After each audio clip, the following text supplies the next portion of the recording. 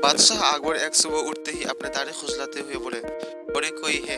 तुरंत एक सेवक हाजिर हुआ। उसे देखते ही बादशाह बोले, जाओ जल्दी बुला कर लाओ, तुरंत हाजिर करो।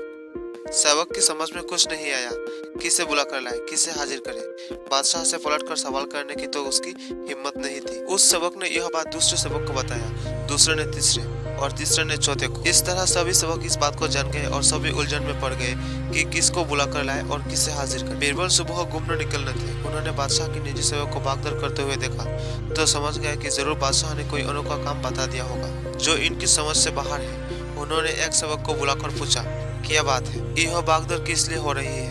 सेवक ने बीरबल को सारी बात बताई। महाराज हमारी रक्षा करें, हम समझ पा नहीं रहे हैं कि किसको बुलाना है। अगर जल्दी बुलाकर नहीं ले गए तो हम पर आफत आ जाएगी। बीरबल ने पूछा, यह बताओ कि हुक्म देते समय बादशाह क्या कर रहे थे। बादशाह के निजी सेवक जिसे हुक्म मिला था उसे बादशाह के सामने हाजिर किया तो उसने बताया, जिस समय मुझे तलब किया उस समय तो बिस्तर पर बैठे अपनी दाढ़ी खुजला रहे थे। बीरबल तुरंत सारी बात समझ गए और उनके होठों पर मुस्कान उभर आई।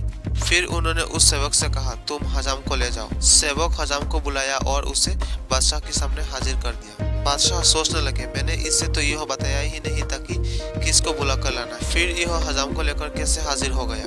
बादशाह ने सेवक से पूछा, सच बताओ, हजाम को तुम अपने मन से ले आए हो या किसी ने उसे ले आने का सुझाव दिया। सेवक घबरा गया, लेकिन बताया भी ना तो छुटकारा नहीं था। बोला, बीरबल ने सुझाव दिया था जहाँ पर। बादशाह बीरबल की बुद्धि पर खुश हो गए।